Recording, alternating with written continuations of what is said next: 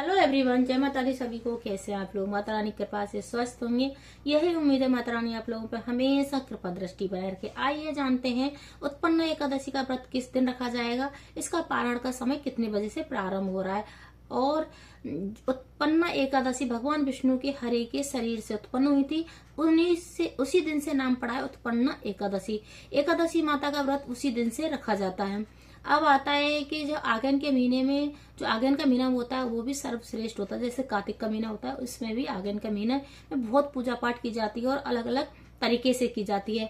इसमें शंख की बहुत बड़ी महिमा होती है। अगर हम शंख से अपने ठाकुर जी को नहलाते हैं, भगवान विष्णु की प्रतिमा को नहलाते हैं और अपने घर में छिड़काव देते हैं, उससे बहुत पॉजिटिव आती है। और जैसे इत्र से भी स्नान कराया जाता है, गोपी चंदन से भी भगवान विष्णु को स्नान कराया जाता है।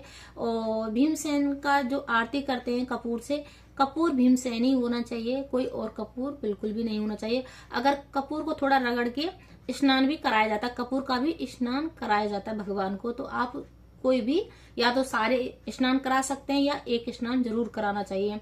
और गोपी चंदन भगवान के जरूर लगाना चाहिए उस दिन, उत्पन्न एकादशी के दिन। फिर हमें आप बता देती हूँ, जो 3 दिन का हमें जो नियम करने होते हैं, व्रत नहीं रखा जाता 3 दिन का, पर नियम रखना होता है। 10वीं से प्रारंभ होता है। 10वीं के दिन हमें सुबह नहाना है, धोना है, किसी की चुगली नहीं करनी है, किसी की निंदा नहीं करनी है। हमें बिल्कुल तामसिक भोजन, जैसे बिल्कुल साधारण भोजन करना है, किसी तामसिक भोजन का ग्रहण नहीं करना है।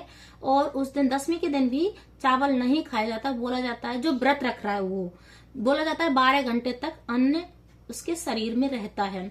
और जो बहुत लोग 2 बार खाना खाते हैं, बहुत लोग 2 बार नहीं खाते हैं 10वीं के दिन।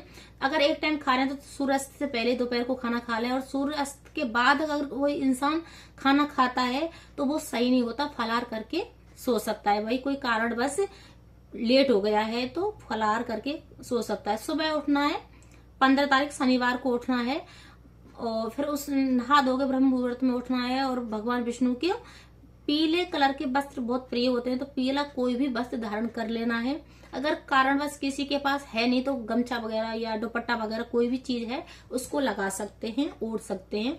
मतलब पीला वस्त्र धारण करना है। भगवान विष्णु को स्नान कराना है, या तो गोपी चंदन से करा सकते हैं, इत्र से करा सकते हैं, या मतलब जो आपके पास है भीमसेन कपूर, कपूर और कोई भी नहीं लेना, भीमसेन कपूर लेना है, उसको रगड़ के पानी में मिला लेना है, भगवान विष्णु को स्नान कराना है। और जो हम सुबह स्नान करते हैं तो उसमें जैसे कुछ ना कुछ मिला के स्नान किया जाता है, या हल्दी या 5 जो भी जल, जैसे बड़ी बड़ी नदियों के, गंगा नदी, यमुना नदी, उनके जल मिला के मिक्स करके स्नान किया जाता है।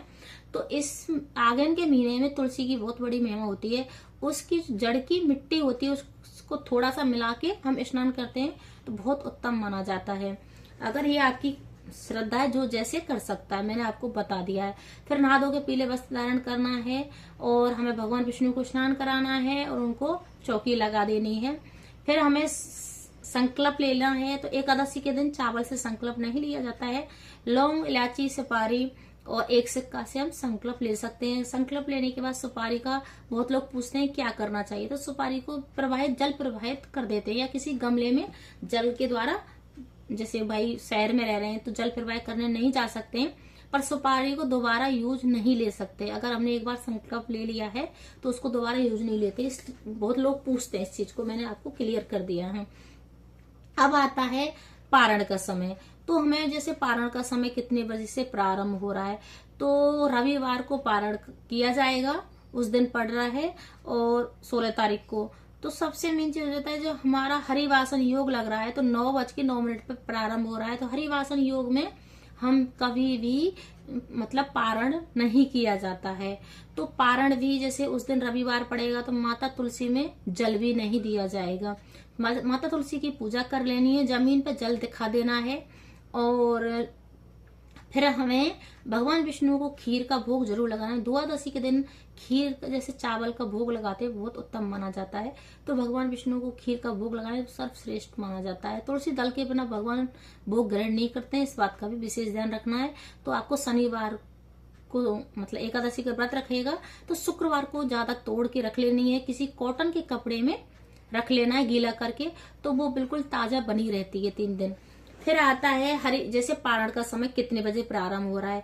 तो 1:10 पे प्रारंभ हो रहा है दोपहर के, रविवार को 1:10 पे प्रारंभ हो रहा है और 3:18 पे समापन हो रहा है। तो इस बीच में आप पारण कर सकते हैं एकादशी। उत्पन्न एकादशी का पारण का समय मैंने आपको क्लियर कर दिया है। और जैसे आगे इनकी बहुत ऐसी महिमा है तो उस पर मैंने वैसे वीडियो डाल दिए, चेकआउट कर सकते हैं। अगर और भी वीडियो चाहते हो तो कमेंट करके बता सकते हैं। और जहां से मेरी वीडियो को देख रहे हैं तो वहां से कमेंट जरूर करके बताएं मैं कि वहां से वीडियो देख रहा हूँ। अगर मेरी वीडियो अच्छी लगे तो लाइक करें, शेयर करें, कमेंट करें, सब्सक्राइब करें। हर हर महादेव कमेंट में जरूर लिखें। जय माता दी सभी को।